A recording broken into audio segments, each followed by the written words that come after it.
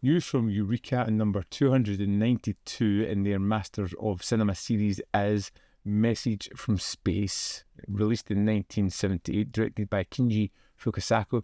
When this was released, this was the highest production budget ever for a film from Japan. I think it was $6 million or equivalent to that, I believe.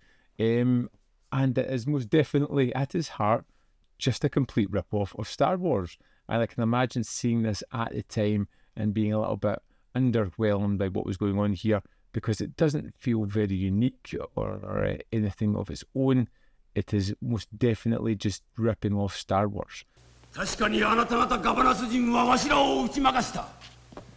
しかしわしらの心の内なる夢まで奪うことはできん。 With a good number of decades in between it being released and finally being seen, I enjoyed quite a good amount of this one.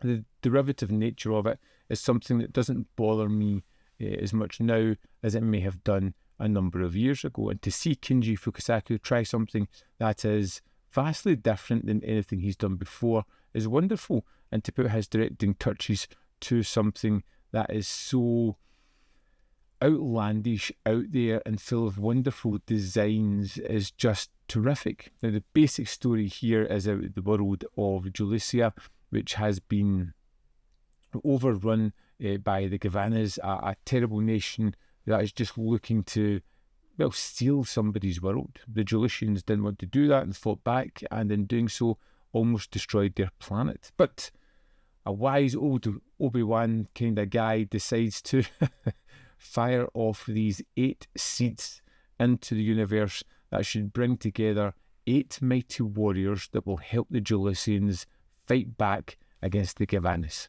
遥かなる宇宙の果てに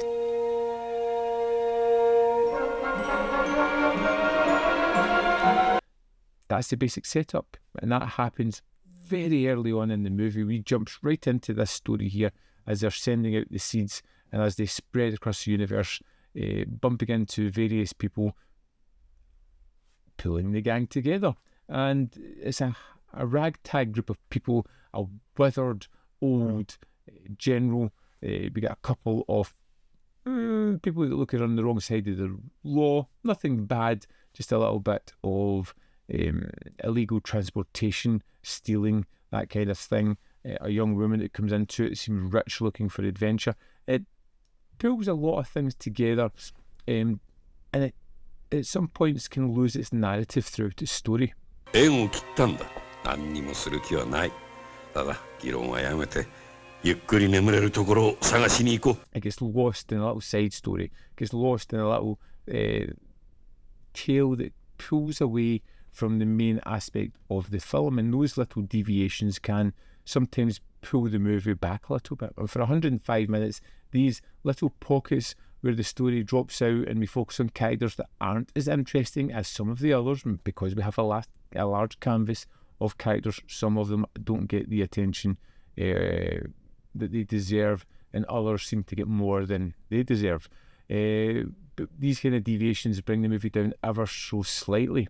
What I truly loved about this was something that seems to be used as something to beat the movie down with. The special effects. I kind of enjoyed them. I loved the idea of the miniatures, how they're used to show some of the space fights, and I think they're cut well and incorporated with actors to make it feel as if it's been one big grand fight sequence, which I kind of enjoy.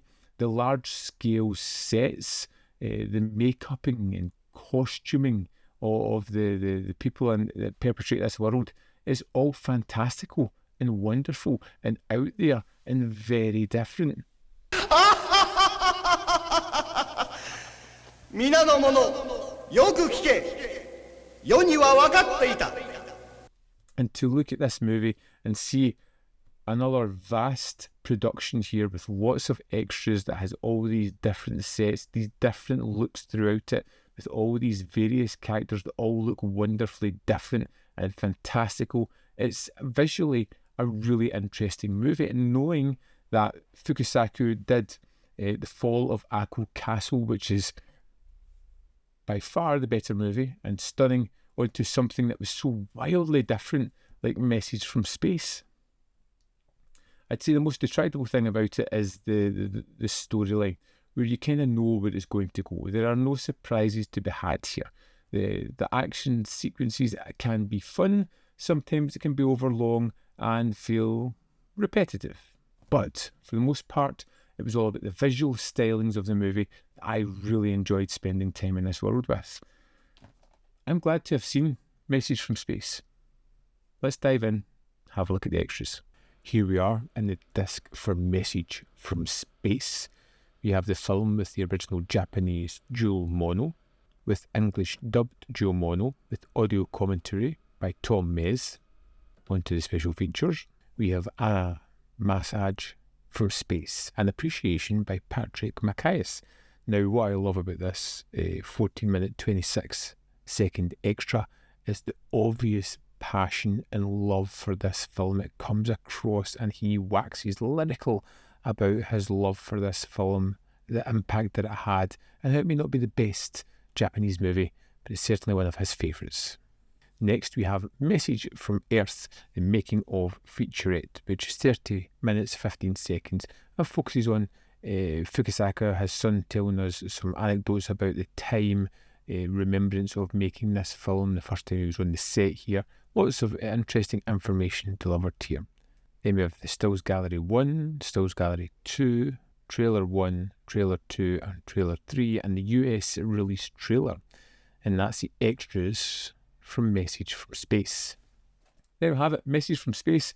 It's something I would recommend. It's such a weird oddity, a big budgeted Star Wars ripoff with Vic Morrow, Sonny Chiba, some other familiar faces, some cool action set pieces, some weird moments which I expect and I want when I sit down and watch these kind of movies, and another Fukusaku that I can say that I've watched, enjoyed, and just marvel at the range that this guy has. I'd love to know your thoughts on Message from Space. Let me know in the comment box below whether you love it, hate it, feel somewhere in the middle. Make sure you leave comments on this. As always, there is more content up here. You can see more of my stuff. In the description box below are links to Patreon, membership program, manvfilm.com. Always in which you can support me. Thanks for watching. I'll see you next time.